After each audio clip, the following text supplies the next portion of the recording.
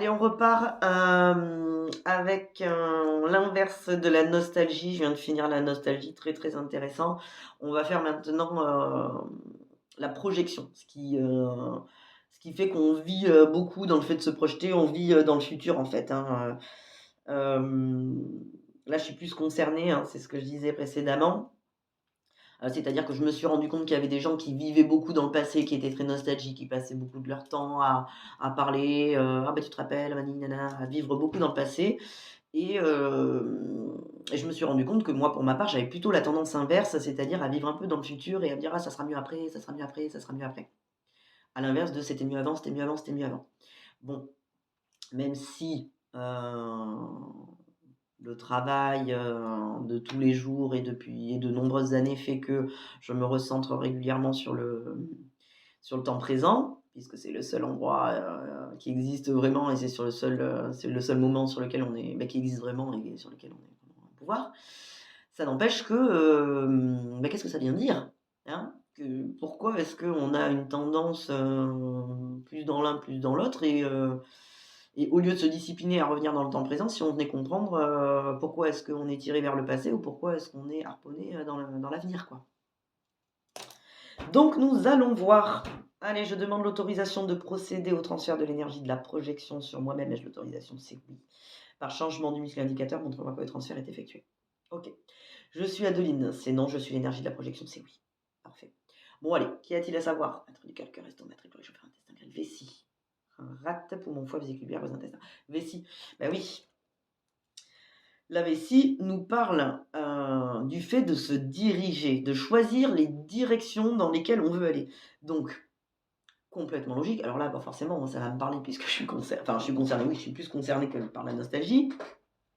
C'est-à-dire que pour savoir dans quelle direction on veut aller, eh ben, on va avoir tendance à projeter loin. À savoir, à dire, bah, que je veux quoi, moi, pour dans l'avenir? Bah, dans 2 ans, je veux ça, bah, je fais des projets à long terme, comme ça, naninana, nanana, et comme ça, je sais où je vais. Très, très logique. Maintenant, ça nous parle quand même de stress, hein, donc ça doit être logique, c'est une réaction en réponse à un stress. Donc, ah non plus, ok. Allez, on va voir dans quel domaine.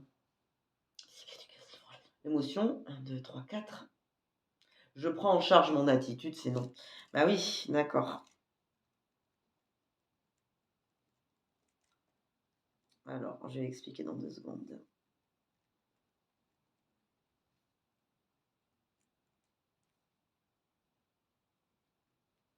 C'est-à-dire que là, en fait, on se projette, ce que c'est en train de dire, c'est qu'on se projette, on se projette, on se projette, donc à force de se projeter, on en oublie de vivre le temps présent, parce que en choisissant au mieux, à travers ces projections, les directions de sa vie, on a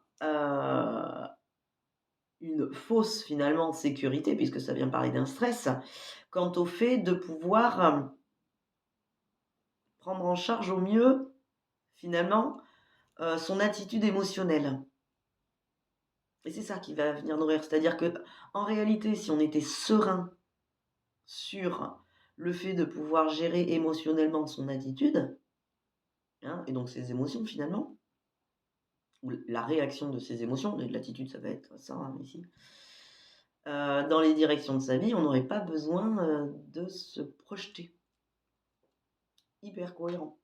Moi qui suis là-dedans, enfin qui l'ai beaucoup été du moins, tout le temps.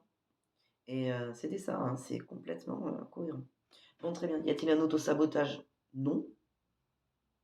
Eh ben ouais. Pas d'autosabotage parce que en réalité, le fait de se projeter, c'est pour éviter, justement, je pense, l'autosabotage et de choisir ses. Finalement, c'est en train de dire qu'en choisissant, en se projetant dans l'avenir, donc on vit dans le futur en fait, hein, on projette un comportement émotionnel qui sera le plus serein, et c'est ça qui va déterminer un peu nos directions de la vie. Je sais pas si c'est clair. C'est clair au fond de moi. En tout cas, c'est super clair. Et ça nous évite d'être dans l'auto-sabotage. Sauf qu'en attendant, on ne vit pas dans le temps présent.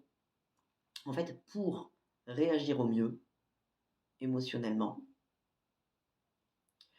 on va vivre dans l'avenir, projeter loin, et là, c'est ça qui va déterminer les directions qu'on va prendre.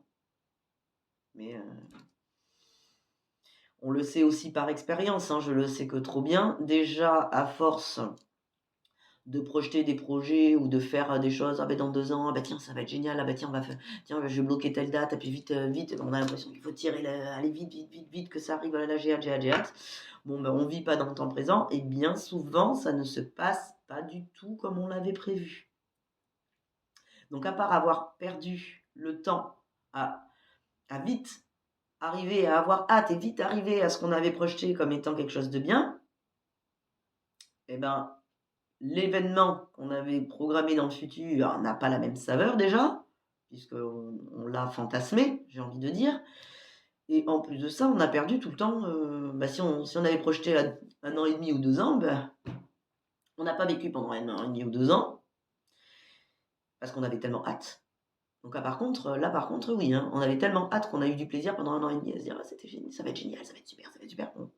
Le résultat n'est jamais aussi super que le temps qu'on a passé à se dire ça le sera, déjà d'une. Mais en plus de ça, les années passent vite. On ne récupérera pas le temps qu'on a passé à avoir hâte. Moi, il est là mon constat en fait. En réalité, c'est pour ça que j'ai voulu arrêter de vivre et un peu, enfin de vivre dans le futur, je veux dire, et un peu de vivre le présent. Eh bien, pour la petite info, je ne sais pas si beaucoup le comprendront, mais moi j'ai réalisé ça et ça a été même une surprise pour moi parce que comme j'ai tout le temps, voilà, tout le temps à me dépêcher, à faire plein de choses, à être assez speed parce qu'il y a plein de choses à faire et parce que du coup, comme j'arponnais le futur en me disant, bah tiens, mais alors, à n'importe quand, hein, c'est-à-dire que là, on est au mois de janvier, bon, bah du coup, il y a ça au mois de mai, ah bah tiens, je vais faire ça au mois de juillet, ah bah tiens, je vais faire ça, et puis vite, et puis alors du coup, comme j'ai un truc de prévu, bah du coup, il faut que je fasse les choses entre-temps, nanana, et puis ah bah, vite, et puis si je fais plein de trucs, et bah du coup, ça va arriver vite. Voilà, à toujours avoir envie que ça arrive vite, et puis que ça arrive vite. Prendre mon temps, c'était synonyme de perdre mon temps. Pendant de nombreuses années, j'avais cette impression-là.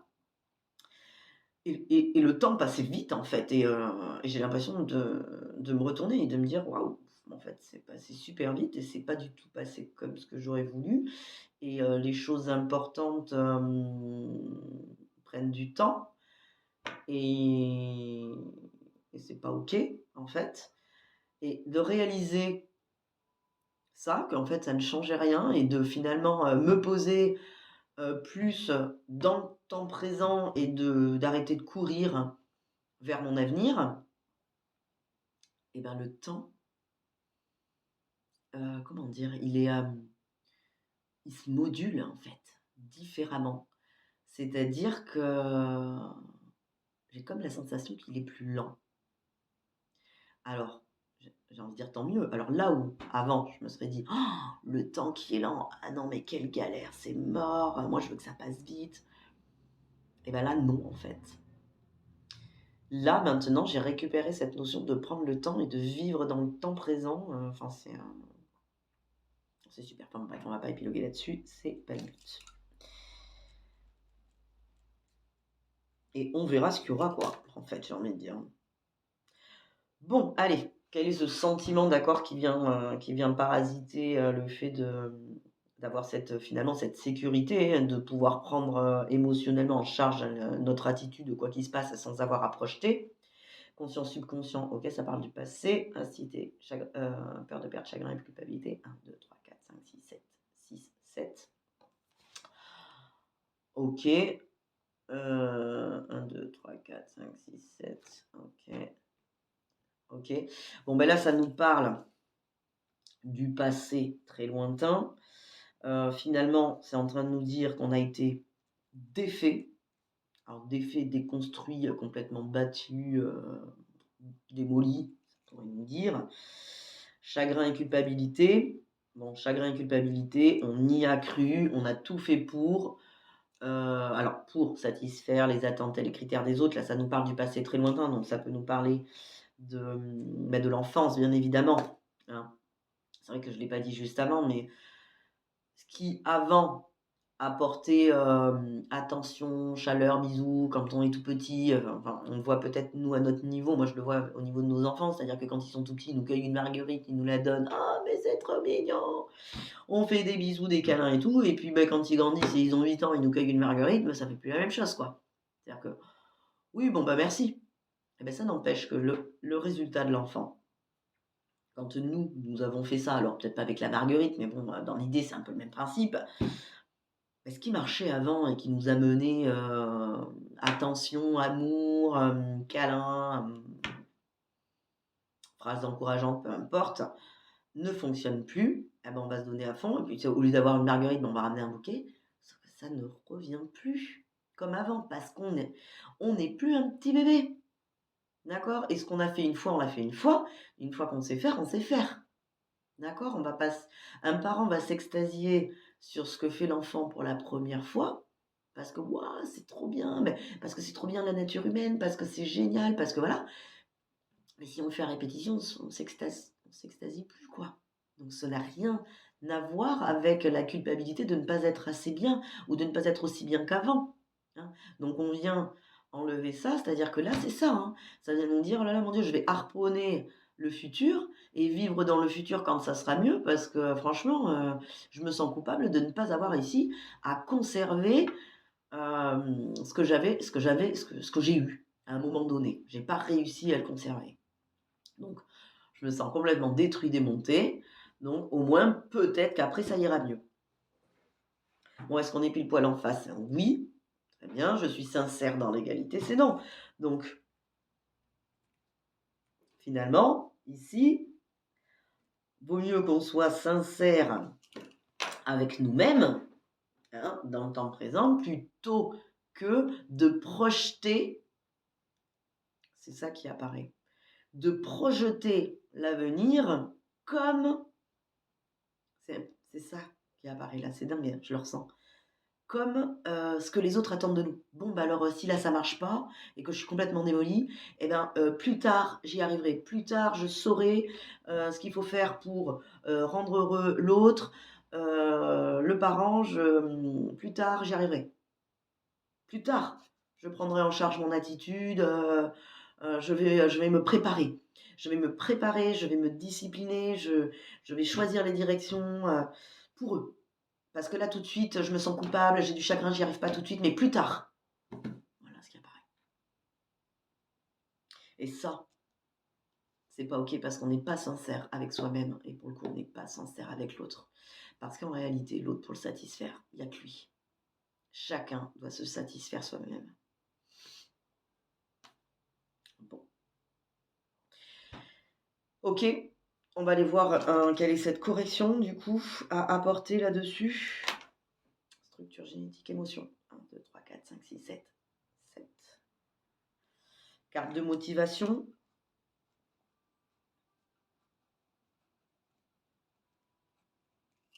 Bah, c'est-à-dire, ouais, hein, reprendre la motivation,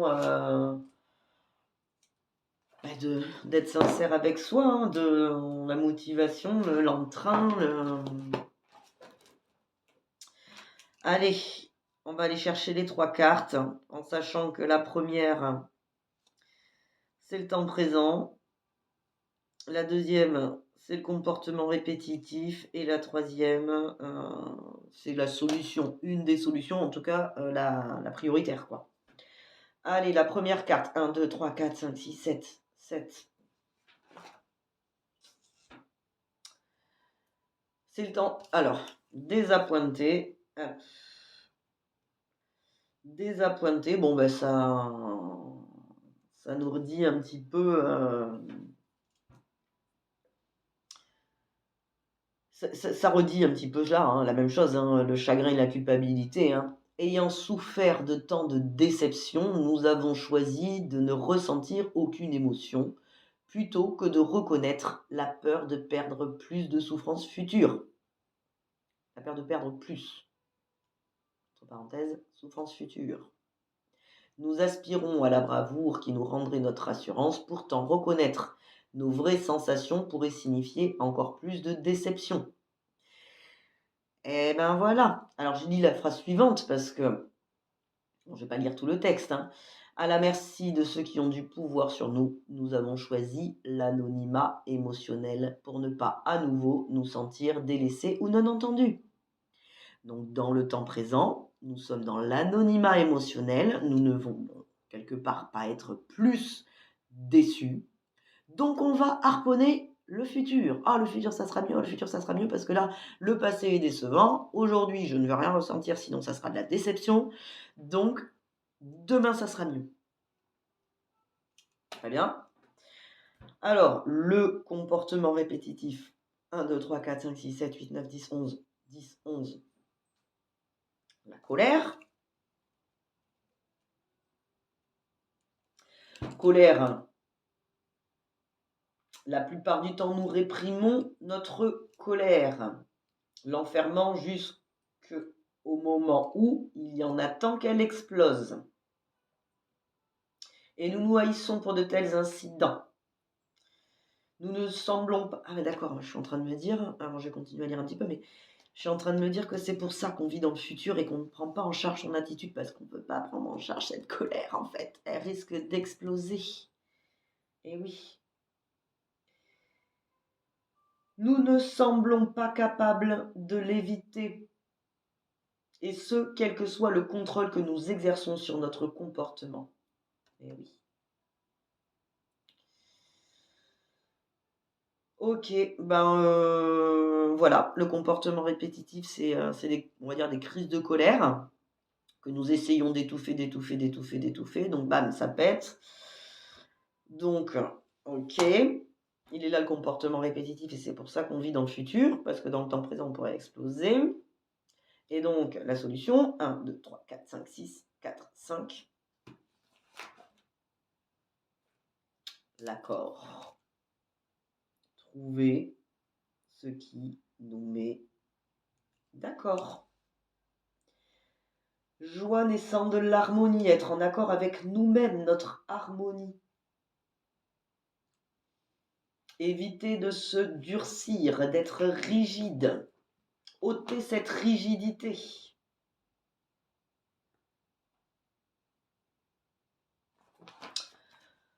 Alors, les textes sont longs, hein, je les lis en diago, hein, je les connais un petit peu. Ne pas être indifférent aux problèmes réels. Ne pas résister à toute forme de changement. Réintégrer que la destruction précède la création. Se remplir avec tendresse et douceur, avec la tendresse et la douceur que nous désirons recevoir. Douceur aimante qui ne pourra se manifester tant que nous ne sommes pas tendres et doux avec nous-mêmes. Peut-être alors nous sera-t-il possible d'exprimer aux autres tendresse et douceur. Donc, on lâche, la solution ici, c'est lâcher sa rigidité, d'accord ? Notamment la rigidité que l'on s'impose à soi, puisqu'on ne veut pas exploser de colère dans le temps présent, parce que résultat d'avoir été trop déçu. Hein, soyons tendres et doux avec nous-mêmes, de manière à être tendres et doux avec les autres. Ainsi, nous serons à égalité, d'égal à égal aux autres, égal à soi-même, sincères avec nous-mêmes et avec les autres, et nous serons largement capables de prendre en charge notre attitude. Il n'y aura pas de colère, en fait. Est-ce que tout est OK? Oui, alors je vais juste quand même la noter. C'est quoi ça déjà, l'accord? OK. Très bien, est-ce que tout est bon? Oui. Je suis sincère dans l'égalité, c'est oui. Je prends en charge mon attitude émotionnelle dans l'émotion, oui. Bon, ben très bien, parfait. Ça marche. Et en fait, il n'y a rien à craindre, c'est clair. On fera. Enfin, de toute manière, projeter ne change rien. hein, et surtout l'émotion, elle se vit dans le temps présent. On peut pas contrôler ce qu'on ressentira plus tard, même si c'est des bonnes choses, parce que ça va être souvent ça. On va projeter: «Ah ben ça va être bien, plus tard, ça va être bien parce que je ressentirai quelque chose de bien». Non, là c'est fantasmer un futur et en fait on passe aussi à côté de sa vie. Autant être nostalgique, on passe à côté du temps présent, mais là c'est pareil. En réalité, l'émotion, elle ne se ressent que dans le temps présent. Donc soyons tendres avec nous-mêmes, d'accord? Si dans le passé, puisque dans le passé, nous avons été déçus, aujourd'hui, on prend en charge notre équilibre et notre harmonie, on se met en accord avec ça, avec le besoin de douceur et de tendresse, on se l'accorde à soi-même, du coup on le redistribue, et là il n'y a pas de souci en fait. Nos émotions seront, on les prendra en charge, et on aura l'attitude qu'on aura, et ce sera juste. Tant que c'est juste envers nous, ça sera juste. Donc voilà, et on peut vivre dans le temps présent sans avoir à, voilà, projeter, dans l'avenir. Merci. Salut.